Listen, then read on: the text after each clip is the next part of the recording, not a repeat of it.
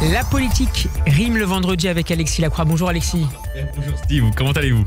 Très bien, merci de nous retrouver en direct et Merci en studio. Vous êtes le directeur de la rédaction d'Actualité Juive, dont le nouveau numéro est sorti il y a quelques jours. Alexis, vous vous intéressez cet après-midi au retour de la question sociale en France et notamment à l'emploi. Le taux de chômage en effet augmenté de 0,1 point au troisième trimestre par rapport au précédent, selon l'INSEE, pour atteindre 7,4% de la population active. Et tout ça, Alexis, va peser sans doute sur les choix du Premier ministre Michel Barnier. Bien sûr, et notamment sur les choix budgétaires, puisqu'ils vont être au cœur des discussions des semaines à venir, avec les ajustements nécessaires sur ce budget de l'année 2025. Alors, vous savez, Michel Barnier, il a des défauts, il a des qualités comme tous les responsables publics, mais on ne peut pas le prendre en défaut, en revanche, de lucidité. Lorsqu'il a pris ses fonctions, il a exprimé la plus grande stupéfaction sur l'état réel des finances publiques.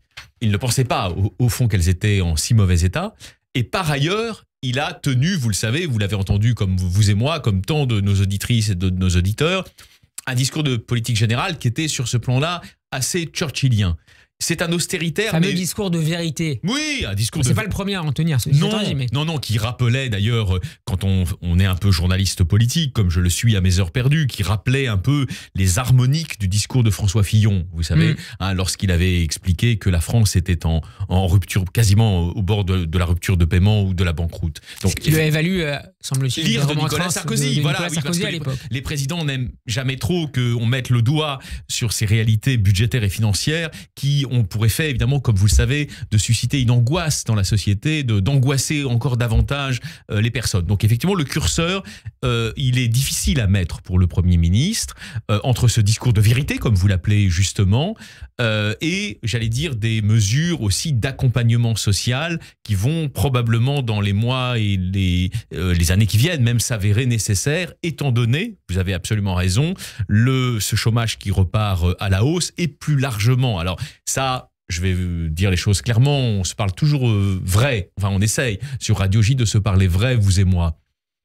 Il y a une sous-estimation dans le commentaire médiatique dominant des chaînes info, il y a une sous-estimation de ce retour de la misère pour un certain nombre de classes moyennes ou de classes populaires en voie de paupérisation. C'est sous-estimé. Et qui, pour une part importante d'entre eux, travaillent. Bien sûr, c'est sous-estimé. C'est-à-dire on sous-estime, malheureusement, dans une partie du discours médiatique dominant, sous l'influence probablement aussi de la sociologie. Les gens ne peuvent pas connaître tout et tout le monde, mais on sous-estime cette part de la France qui souffre de plus en plus, Steve. Au fond, vous m'amenez par votre question introductive à en parler. Et cette France-là se rappelle, si j'ose dire, au bon souvenir de Michel Barnier, qui n'est pas quelqu'un, d'ailleurs, vous voyez, j'ai toujours essayé de parler de lui avec mesure et nuance. Il n'est absolument pas une caricature de libéral thatchérien, violent, etc. Austéritaire, violent, pas du tout. C'est un gaulliste social. Et donc, justement, il va falloir qu'il tienne, je résume, la balance égale entre la nécessité de lutter contre les déficits budgétaires et la nécessité de continuer, comme l'avait fait d'ailleurs Emmanuel Macron, de tendre la main à cette France qui souffre de plus en plus, et objectivement, j'allais dire. Alexis, je voudrais qu'on s'intéresse à présent à la situation des jeunes. Le taux de chômage a fortement augmenté chez les 15-24 ans au troisième trimestre, plus 1,8 points par rapport au précédent, pour atteindre, selon l'INSEE, toujours 19,7%. Autrement dit, près d'un jeune sur 5 aujourd'hui est sans emploi. C'est un problème structurant que les gouvernements peinent à résoudre depuis de nombreuses années et qui certainement pourrait nourrir des contestations sociales dans les prochains mois? Absolument. Alors là, il faut rendre, si vous voulez, hommage aussi au travail qui a été fait. Emmanuel Macron n'a pas rien fait depuis un peu plus de 6 ans. Il est évident, si vous voulez, que ce champ-là a quand même été travaillé par ces gouvernements successifs, dont nous ne sommes nullement les avocats ou les défenseurs patentés, mais il faut le reconnaître. En revanche, vous avez raison, c'est un problème de structure de la société française. Or, connectez-le avec, j'allais dire, une dimension plus politologique. Où y a-t-il les plus fortes progressions électorales du Rassemblement national? Dans les classes populaires, bien sûr, mais aussi auprès des jeunes actifs, qui pour certains d'ailleurs ne sont pas issus des milieux les plus populaires, mais sont plutôt des classes moyennes qui sont effrayées à l'idée de leur déclassement ou voire de leur paupérisation. C'est là que le Rassemblement national marque les progressions les plus importantes, indépendamment des questions territoriales, on pourrait entrer dans le détail. Donc effectivement, lutter en soi contre le chômage des jeunes, c'est, j'allais dire, éthiquement et politiquement valable, mais c'est par ailleurs aussi nécessaire sur un plan, j'allais dire, plus politicien. Si nous ne voulons pas que le Rassemblement national, et je pense que Michel Barnier, il est sincère dans sa position, il ne souhaite pas que le Rassemblement national connaisse à nouveau des progressions spectaculaires d'ici 2026 ou 2027, il sait électoralement que c'est également un champ indispensable.